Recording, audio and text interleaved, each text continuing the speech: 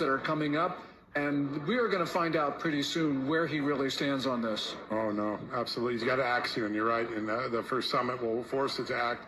Gordon, I want to ask a little bit about the state of China, inside China. We hear rumors that the economy is slowing down. They've got a real estate crisis. How much hurt is China in on its own economy? And what more could America do to put pressure on that to give them a tailspin? Yeah. China is not growing at the 5.0% pace that they claimed for last year. We don't know where it is, but I think it's probably around zero, maybe a little bit above, maybe a little bit below. But even if it were growing at 5.0, it would not be growing fast enough to pay back the debt that they've accumulated, especially since 2008, when they just went on a massive stimulus program. The problem for China right now is that Xi Jinping, he does not believe in consumption as being the foundation of the Chinese economy. Consumption is the foundation of most economies. So his only way out is to export more.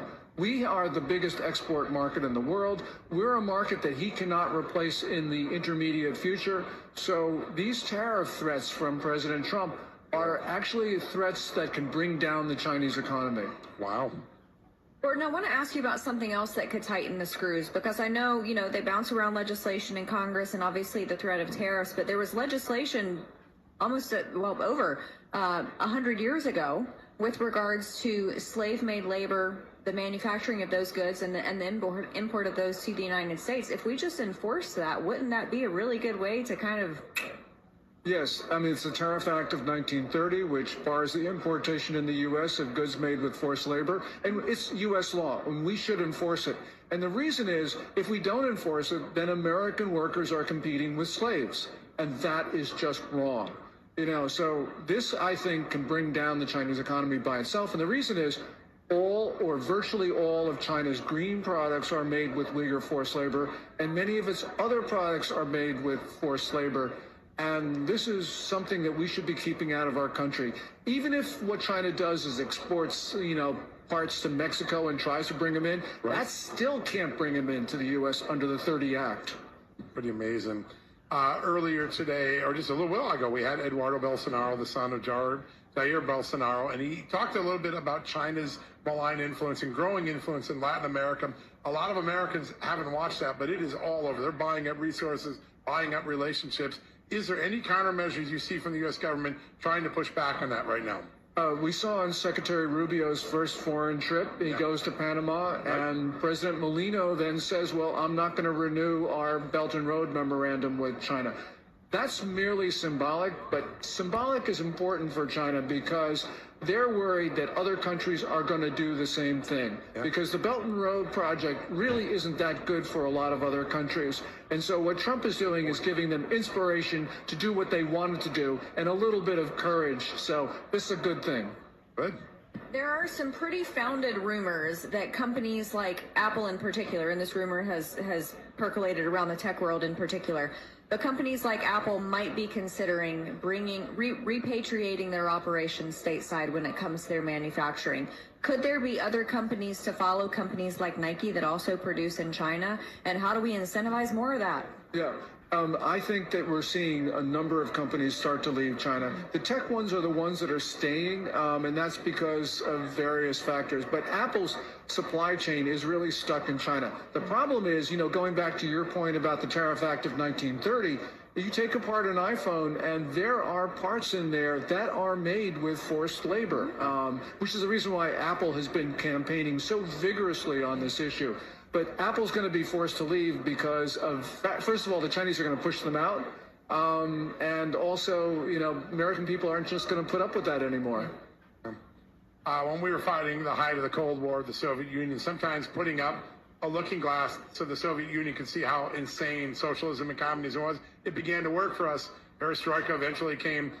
When Marco Rubio was in the Senate, he had legislation that said every year the State Department should put out a report identifying all the wealth of the CCP members so their people can see they don't live by the social norms. They just impose it on everyone else. Do you think as Secretary of State he could do that? And how helpful would it be for the optics and for Chinese people to see how wealthy their leadership gets? This is an existential threat to the Chinese regime because you have leaders with tens of millions, billions in some cases, of funds outside of China. And if the Chinese people knew the extent of this, there probably would be a revolution. Now, I think that actually did make it into U.S. law, but they haven't enforced it. Right, it hasn't started yet, right? And so really this is something where China is, I'm sure, lobbying the Trump administration, just as they lobbied the Biden administration over this. Yeah, good stuff. Gordon, I want to ask you about something that sounds frivolous on the surface, but it encompasses a bunch of different themes. Fast fashion, with respect to slave labor and tariffs, and particularly the exploitation of loopholes, because China, I think some 30 or 40% of goods that come through Amazon are, produced in China. You have these fast fashion companies like Shein and Temu who ship these huge containers over in order to avoid larger duties. What do you anticipate is the future of companies like those, especially in light of what we are seeing culturally in the United States, that Americans are rejecting those Chinese-made goods? This is a really important question, Amanda. President Trump, by executive order, said that he was going to eliminate the $800 de minimis exception to the tariff rules. He's now given a reprieve because he got a lot of lobbying pressure. Right. But once that actually is eliminated, then Temu and Shein and a lot of these other companies are going to be basically out of business, because they've been doing some, not only evading tariffs, but Temu, for instance, has been sending seeds into the United States unsolicited. You buy a toy, you get seeds. I think what the Chinese are doing is trying to have Americans plant invasive species. In 2020, Wow. Chinese parties sent seeds unsolicited to Americans in all 50 states. I think that was a malicious tactic. Wow. That's how diabolical. And by the way, patient they are. They're very patient. It's so remarkable. Gordon, we could spend all day talking to you. The work you do, the truth you tell is so important. We're going to need you on a lot this year, so we make sure the Trump administration gets the job done. Great honor to have you on today. It's a great honor for me to be with you two guys, so thank you. You do such great work. All right, folks, we're going to take a quick commercial break. When we come back, Kimberly Fletcher from Moms for America is going to be here. One of the big revolutions, we talked about Cash Patel at the top. The FBI is going to be turned on its head. The education department could be extinct in the next couple of years. We're going to talk about that next, right after these messages. See, what we missed because I didn't get the phone started in time was the Chinese operations here in America and how they are now investigating them and charging them with espionage and other crimes against our own country. I don't know if you know it, but there's been Chinese secret police stations opening up all over the U.S. the last several years with the open door that Biden had. And the first one that I had heard about was right in New York City, in Manhattan. And they were like the mafia for the Chinese citizens, where they were basically looking for dissidents from China that were now relocated in America. And they would harass them, basically like any gang.